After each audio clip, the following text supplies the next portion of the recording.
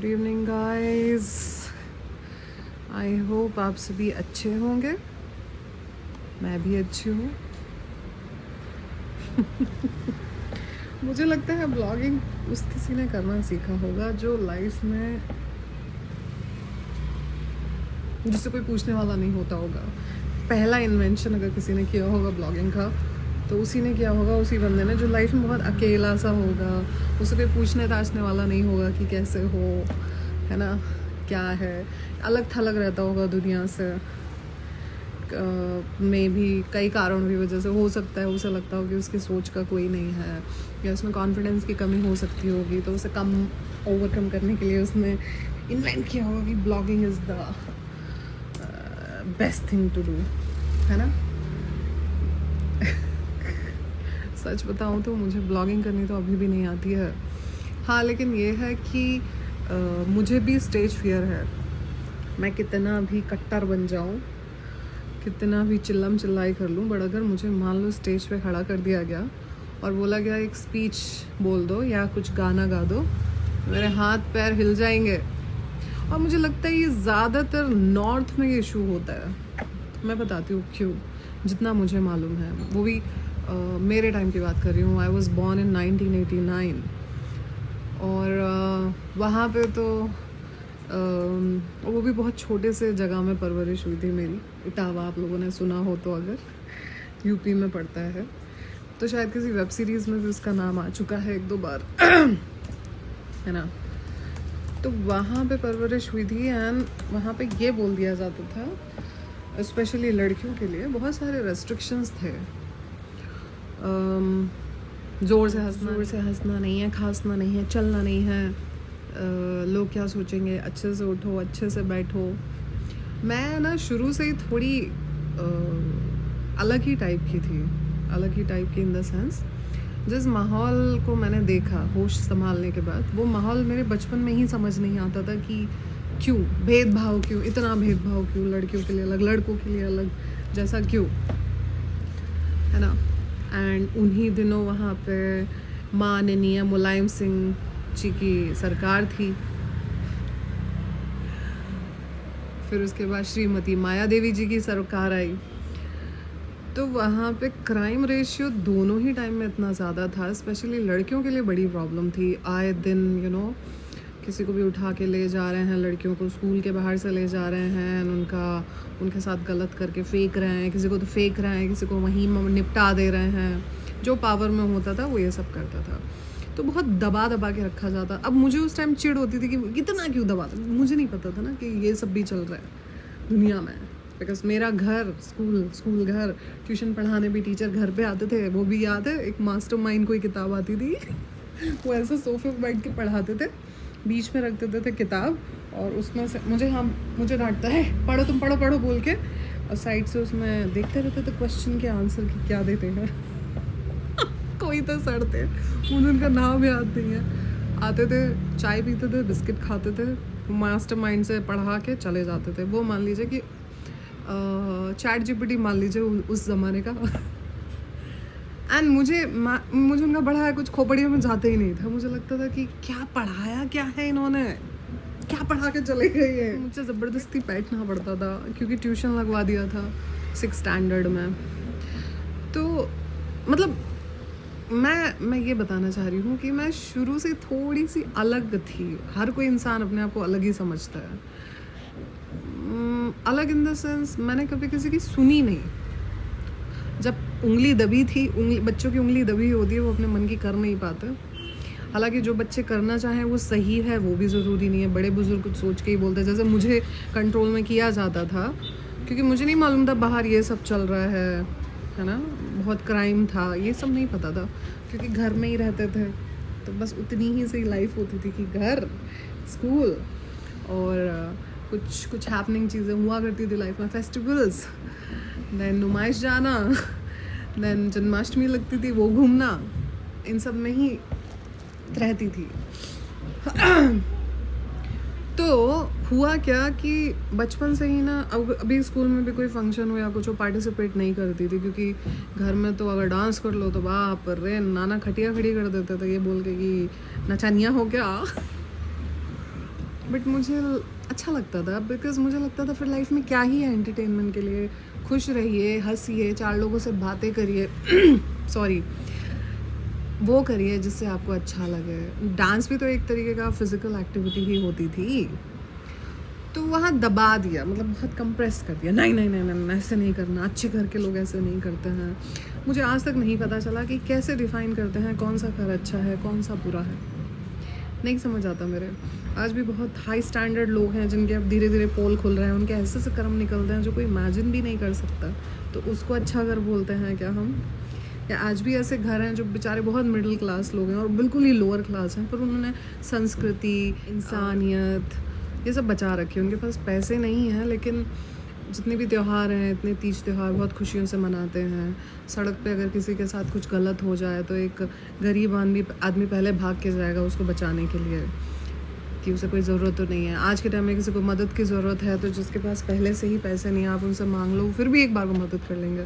जिनके पास भरे पड़े हैं वो नहीं करेंगे, क्योंकि उन्होंने इतना कमिटमेंट भी ले रखा है अपनी लाइफ में इस हिसाब से। उनकी अगर करोड़ों की वर्थ है तो करोड़ों के लोन्स भी चल रहे हैं उनकी लाइफ में नहीं भी चल रहे हैं, तो इंसान बहुत छोटे दिल का हो गया है ना। तो नहीं, आज मुझे डेफिनेशन ही समझ नहीं आई कि क्या अच्छा होता है, क्या बुरा होता है, अच्छे घर कैसे होते हैं, बुरे घर कैसे होते हैं। अच्छे घर की बहुएं घूंघट डाल के रखती हैं बोलते थे। अब मैं किसी को टारगेट नहीं करना चाह रही है, तो आप लोगों को भी पता होगा कि अपने साइड में, अब पता नहीं आप लोग कहाँ से देख रहे हो, बट यूपी में इतने लंबे लंबे घूंघट डाल के मैंने औरतों को अपनी सास से, ससुर से, जो उम्र में बड़े हैं उनसे बदतमीज़ी से बात करते सुना। मुझे नहीं पता गलत कौन था उस जगह, किसने उस औरत को मजबूर किया, या वो सच में ही ऐसी थी जो इतना गलत तरीके से बड़ों से बात कर रही थी। तो ये अच्छा होता है कि लोग घूंघट हमने पूरा मार लिया है, यहाँ तक मार लिया है, और हम जो मुँह में आ रहे हैं हम वो बक रहे हैं, वो अच्छा है। या वो अच्छा है कि भाई अगर कोई खुले विचारों का है, सामने वाले को आदर सम्मान कर रहा है, भले ही मॉडर्न कपड़े पहन रहा हो। मॉडर्न का मतलब ये थोड़ी है कि बिल्कुल ही निर्वस्त्र होके घूम रहे हैं। मतलब ठीक है, नहीं पहनी साड़ी, चलो पहनी भी तो घूंघट नहीं डाला, पर वो आपकी सेवा कर रहे हैं, वो अच्छे हैं। तो मेरे तो ये अच्छा बुरा ये सब कभी समझ नहीं आता था, इसीलिए मैंने शादी जो की वो साउथ में की, वरना मुझे लगता था मैं शादी ही नहीं करूँगी। मुझे वो सोच समझ नहीं आती थी लोगों की, आती तो अभी भी नहीं है। इसीलिए देखिए सोच, मुझे आज भी लोग कुछ भी बोलते रहते हैं, और जितने भी कमेंट आएंगे सब हिंदी में आते हैं, सब हिंदी में आते हैं। इसका मतलब ये है कि मेजॉरिटी सब अपने नॉर्थ साइड से है। मैं यहाँ नॉर्थ साउथ तो नहीं करना चाहूँगी, पर एक चीज़ ज़रूर बताऊँगी कि अपने यहाँ कुछ तो गड़बड़ है। आई मीन ऐसे कैसे, ऐसी अपब्रिंगिंग कैसे दे दी जाती थी, मतलब सोच ही गलत। औरतों को तो एक ऑब्जेक्ट बना के रख दिया है, ये तुम ऐसी हो, क्लासिफाइड भी कर दिया गया है उनको कि नहीं तुम्हें इतने ही दायरे में रहना है। मुझे कभी ये सब पसंद नहीं आता था। मेरा मानना बहुत सिंपल है, मैं थोड़ी मुंह फट इंसान हूँ, और मैं जो मेरे दिल में है वो मुंह पे होता है। फिर मुझे बहुत डिप्लोमेटिक या मैनिपुलेटिंग होना नहीं आता। मैं होने, ऐसा नहीं कि मुझे आता नहीं है, मुझे आता है, बट मैं नहीं करती। मुझे लगता है सीधा बोल दो और किनारा पकड़ लो। अगर कोई बदतमीज़ी कर रहा है तो उसके वहीं 4 थप्पड़ उठा के दे दो और निकल लो। मेरा थियरी रहता था मरो या मारो, बीच का कोई सल्यूशन नहीं होता था। पर हर जगह हीरोइन नहीं बन सकती ना, तो मरने की सिचुएशन आ जाए क्या पता। तो वो था मरो या मारो, बीच में नहीं रुकना है। सो एनीवेज, कहाँ से कहाँ पहुँच जाती हूँ मैं, टॉपिक से भटक जाती हूँ। टॉपिक क्या था मैं यही भूल गई। टॉपिक ये था कि, क्या टॉपिक था, हम किस बारे में बात कर रहे थे? हाँ, हम बात कर रहे थे कि लोगों ने किसी ने, जिसने भी ब्लॉगिंग इन्वेंट किया होगा, वो इंसान बहुत अकेला सा रहता होगा, उसने किया होगा, या कुछ एक्स्ट्रा जीनियस होगा उसने किया होगा। मैं इसलिए कर रही हूँ क्योंकि मुझे मेरे फियर से ओवरकम करना है। फियर तो खैर कुछ नहीं है, बट जो चीज़ें सप्रेस कर दी गई, मुझे उससे निकलना है। मुझे नहीं रहना है उसी में कि 4 लोग अकाहे के 4 लोग। कोविड के बाद सारे 4 लोग तो खैर भाड़ में गए, अपने भी 4 लोग दिख गए, कौन किसका कितना सगा था। उसके बाद मौत दिख सामने, मतलब ऐसा लग रहा था कि जब बचपन में टीचर होमवर्क चेक करने आते थे ना, तो पेंसिल से पट पट पीटते थे, लगता था पता नहीं हमारी बारी कब आ जाएगी। वो जो डर था बचपन वाला, कोविड टाइम में वो डर फिर से रिफ़्रेश हुआ। जब उठो तो कोई नई न्यूज़ की, ये पड़ोस वाले निकल गए, वहाँ का कुछ हो गया, वहाँ उस हॉस्पिटल में इतने मारे गए, तो ऐसे लगता था पता नहीं हमारी बारी कब आ जाएगी। तो वो फियर देख चुके हैं। इतना देखने के बाद भी अगर आप लोग आज भी अपनी ज़िंदगी नहीं जी रहे हो, अभी भी 4 लोगों के डर से जी रहे हो, तो बॉस किसी को नहीं पता है कि सच में आफ्टर लाइफ है या नहीं है। और अगर सच में है तो इंसान की ही लाइफ मिलेगी या नहीं मिलेगी। और चलो इंसान की मिल भी गई तो शरीर के सारे हिस्से ठीक ठाक मिलेंगे या नहीं मिलेंगे। चलो मिल भी गए, नहीं पता है कि इसी माइंडसेट में हम रहेंगे, हम जी पाएंगे अच्छे से, नहीं जी पाएंगे, पता नहीं कौन सी बुद्धि के हों हम अगले जन्म में, है ना। तो जो है यही है, अभी है, जी लीजिए। लोगों के प्रेशर में आके दब दब के कंप्रेस होके जीना मुझे नहीं आता। लोग कहते हैं रिश्ते बनाने के लिए, रिश्ते बचाने के लिए ऐसे करना पड़ता है। जहाँ शब्द पड़ता आ जाता है ना, पड़ता मीन्स यू हैव टू, वो काम मुझसे बिल्कुल नहीं होता, नहीं कर सकती मैं, नहीं करूँगी मैं। मुझे कोई प्यार से बोलते हैं मैं वो चीज़ कर दूँगी। जहाँ मुझे वो बोला जाए ना, कंपल्शन डाली जाए कि नहीं तुम्हें करना ही पड़ेगा, फिर तो वो अपना रास्ता ना पे, मैं नहीं करूँ। उल्टे हो जाए वो, मैं नहीं करूँ, नहीं करूँगी मैं। प्यार से बोलो, जान हाजिर है। जान तो खैर नहीं दूंगी, ये तो डायलॉग, जान तो नहीं दूंगी यार, जान दे देंगे तो फिर नहीं, जान तो नहीं देने वाली मैं। Sorry I am taking my words back. हाँ, प्यार से बोलोगे तो झुक जाऊंगी एक बार को। जहाँ अगर रिश्ते बचाने की भी नौबत आई या कुछ ऐसा करना पड़ा जो मैं नहीं करना चाह रही हूँ, फिर मैं कर लूँगी, पर प्यार से बोलना। मुझे आगे समाज का कोई डर दिखा, अरे लोग क्या सोचेंगे ऐसे वैसे, वो फिर तो मैं कभी नहीं करूँगी वो काम। या कोई मुझे बोले तुम्हें करना पड़ेगा, हम बड़े हैं तुम छोटे हो, हमारा रिश्ता है तुम्हारे, नहीं करूँगी मैं, नहीं होता मुझसे, नहीं होता।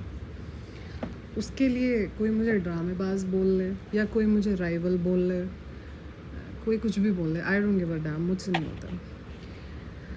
तो मैं धीरे धीरे अपने स्टेज फियर से वापस निकलना चाह रही हूँ, क्योंकि छोटी जगह में बहुत दबा के कंप्रेस करके पली बड़ी थी मैं, और मैं किसी के समझ नहीं आती थी। ये मान लो अंधों में काने राजा वाला सिचुएशन मान लो, चलो मैं अपना आपको महारानी तो नहीं बताऊँगी, काने राजा ही मान लीजिए, क्योंकि अभी भी I haven't become some legend और समथिंग, है ना, इसलिए। और रही बात, छोड़िए, खैर बहुत हो गया आज का ज्ञान। आप लोग भी बस ना जी लो लाइफ। पता है लोग डिप्रेशन में इसीलिए जा रहे हैं, वो मतलब परेशान होते जा रहे हैं, उन्हें पता नहीं चलना करना क्या है, कहाँ जाके सर फोड़ना है। आदमी को सच्चा प्यार नहीं मिल रहा है, लॉयल लोग नहीं मिल रहे हैं, हर जगह फेक, फ्रॉड, फरेब, हर किसी का कट रहा है आज के टाइम में, financially, mentally, physically. People are like so depressed. ऐसे ही लोग आके सोशल मीडिया में फेक आईडी बना के मेरी क्या सबके वीडियो के नीचे भोग देते हैं। उन्हें लगता है ये this is the better way to release their stress. हो सकता है उनकी कोई गर्लफ्रेंड उनका कभी काट के चली गई हो, मेरे जैसे दिखते हो तो मेरी वीडियो के नीचे आके गालियाँ लिख के चले जाते हैं। उन्हें एक टेम्परेरी वो मिल जाता है, सेटिस्फेक्शन मिल जाता है ना।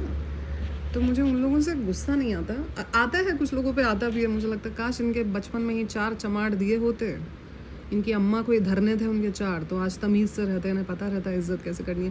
फिर लगता है चलो एक माँ अगर रानी लक्ष्मीबाई बन भी जाती है तो क्या फ़ायदा, समाज ही पूरा ऐसे हो रखा है। मैं पूरी दुनिया में होते होंगे ऐसे लोग, मैं नहीं कह रही हूँ नहीं, बट एटलीस्ट साउथ में ना इतना ओपनली, इतना बदतमीज, ट्रोलिंग यहाँ पे भी होती है, इतना बदतमीजी नहीं करते हैं जितना अपने नॉर्थ वाले। बाप रे, आउट ऑफ इंडिया भी जा आप जो न्यूज़ देखते हो, किसी ने कुछ चुरा लिया, किसी ने कुछ चुरा लिया, वो हिंदी ही बोलते ज़्यादा, मतलब वो नॉर्थ के ही हैं। हम नॉर्थ वालों में एक बहुत गंदी आदत है, अगर हम सुधार लें तो शायद we can become a better person. हमें शो ऑफ़ करने की बहुत आदत है, मतलब हमारी जेब में 10 रुपये हैं पर हम ऐसे शो ऑफ़ करेंगे कि साला ताजमहल हमारा ही है, हम खरीद लेंगे, हैं हमारी तो जेब में बैठे हैं सारे दुनिया भर के पावरफुल लोग। ऐसे नहीं होता यार, we need to grow up, we really need to grow up. North में देखो, अब तो महाराष्ट्र में भी हिंदी मत बोलो पे आ गए, पहले सिर्फ कर्नाटका में आए थे। कहीं के नहीं रहेंगे, धज्जियाँ उड़वा लेंगे हम लोग हर जगह। तो अपना ईगो साइड में रख के we have to become more ground like down to earth. बदतमीज़ी करके हम बड़े नहीं दिखने लगते हैं, इनफैक्ट घटिया ही दिखते हैं सही लोगों के सामने, है ना। एनीवेज बहुत हो गया आज का ज्ञान, अब मैं थोड़ा सा काम करूँगी। चलिए, take care, have a good evening, lovely evening and good night guys, बहुत सारा गुड नाइट।